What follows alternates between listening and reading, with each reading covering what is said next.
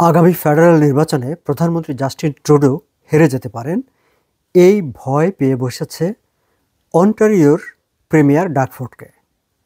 Dug Ford Conservative পার্টির নেতা, প্রধানমন্ত্রী জাস্টিন ট্রুডো লিবারেল পার্টির নেতা।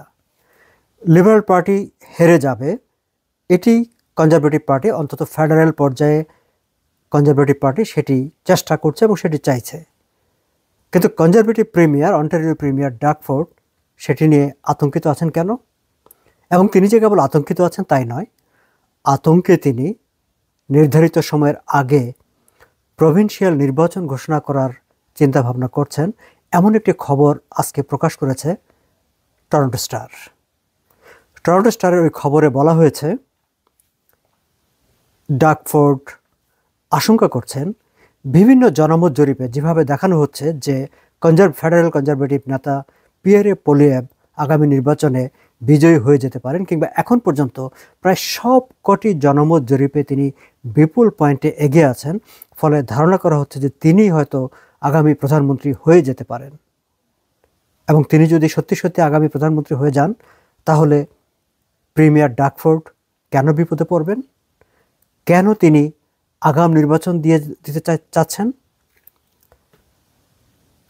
2025 সালের অক্টোবরে ফেডারেল নির্বাচন অনুষ্ঠিত হবার কথা আছে, আর অন্টারিও প্রভিন্সিয়াল নির্বাচন হবার কথা আছে তারপরে 2026 সালের জুন মাসে।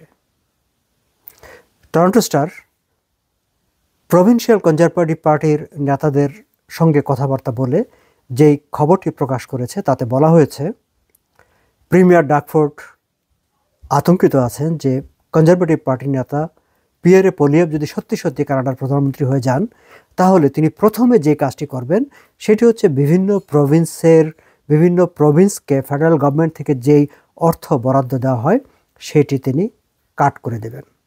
তার মানে হচ্ছে অন্টারিও প্রভিন্সিয়াল সরকার ফেডারেল গভর্নমেন্ট থেকে তার যেই আর্থিক সহযোগিতা পাওয়ার কথা সেটি কমে যাবে, এবং সেটি কমে গেলে সঙ্গত কারণেই প্রিমিয়ার ডাগ ফোর্ড প্রভিন্সিয়াল উন্নয়নমূলক কর্মকাণ্ড সহ নানা রকম কর্মকাণ্ডে তিনি আর্থিক একটি চাপের মধ্যে পড়বেন।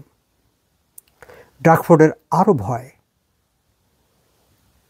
জাস্টিন ট্রুডোর ইলেকট্রিক ভেহিকেল যে স্ট্র্যাটেজি তিনি নিয়েছেন, যে অন্টারিওর বিভিন্ন স্থানে ইলেকট্রিক ভেহিকেল ফ্যাক্টরি এবং বিভিন্ন কারখানা স্থাপনের জন্য তিনি বিভিন্ন বিদেশি কোম্পানিগুলোর সঙ্গে দেন দরবার করে যাচ্ছেন, এবং এখানে ইনভেস্টমেন্টের অলরেডি অনেকগুলো ঘোষণা হয়েছে।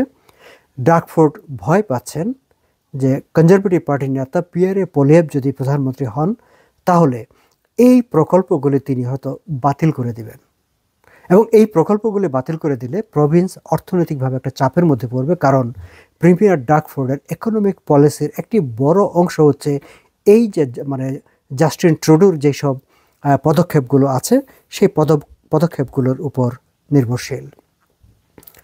এর বাইরে ডাগ ফোর্ডের আরও একটি ভয় আছে। দর্শক, গ্রিন বেল্ট কেলেঙ্কারির কথা আপনারা জানেন, এবং সেটি নিয়ে RCMP ক্রিমিনাল ইনভেস্টিগেশন শুরু করেছে, এই খবরও আপনারা জানেন। এবং আজকেই অন্টারিওর প্রাইভেসি কমিশনার তিনি যে একটা রিপোর্ট প্রকাশ করেছেন, সেই রিপোর্টেও ডাগ ফোর্ডের ইমেল ব্যবহার এই সংক্রান্ত বেশ কিছু তথ্য বেরিয়ে এসেছে। ফলে সেই ক্রিমিনাল ইনভেস্টিগেশনে, গ্রিন বেল্ট নিয়ে ক্রিমিনাল ইনভেস্টিগেশনে যদি ডাগ ফোর্ডের কোনো ধরনের সম্পৃক্ততা সেখানে বেরিয়ে আসে, তাহলে পরবর্তী নির্বাচনে সেটি তার জন্য একটি ব্লান্ডার হয়ে দেখা দেবে।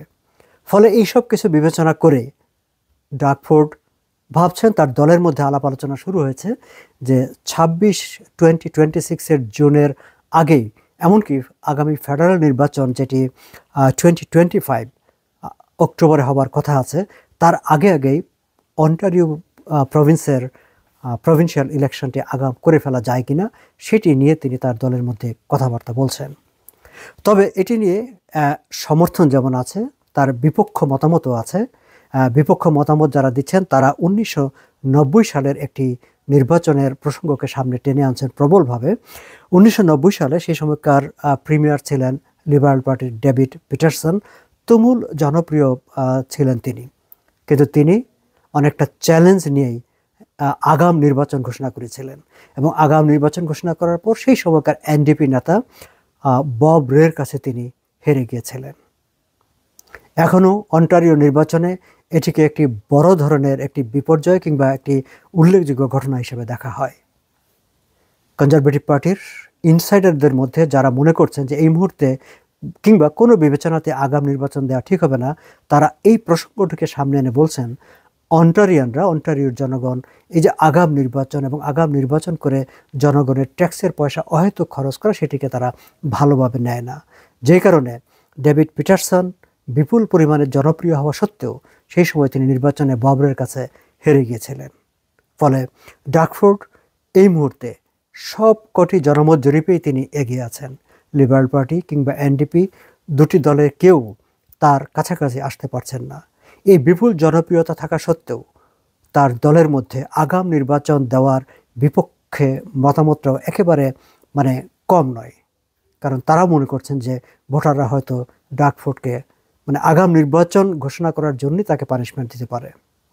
যাই হোক, তবে ফেডারেল রাজনীতিতে কনজারভেটিভ পার্টি যেভাবে দাবড়িয়ে বেড়াচ্ছে, যেভাবে দাপট দেখাচ্ছে এবং জাস্টিন ট্রুডো ক্রমান্বয়ে যেভাবে কোণঠাসা হয়ে পড়ছেন, জনপ্রিয়তার তলানিতে তিনি পৌঁছে যাচ্ছেন, সেটি নিয়ে লিবারেল পার্টির যতটা না উদ্বিগ্ন হওয়ার কথা বা আতঙ্কিত হওয়ার কথা, তার চেয়ে বেশি আতঙ্কিত হয়েছেন কনজারভেটিভ পার্টির প্রভিন্সিয়াল প্রিমিয়ার, অন্টারিওর প্রিমিয়ার ডাকফোর্ড। রাজনীতি সত্যিই বিচিত্র এবং ইন্টারেস্টিং। দর্শক, আজ এই পর্যন্তই। ভালো থাকবেন।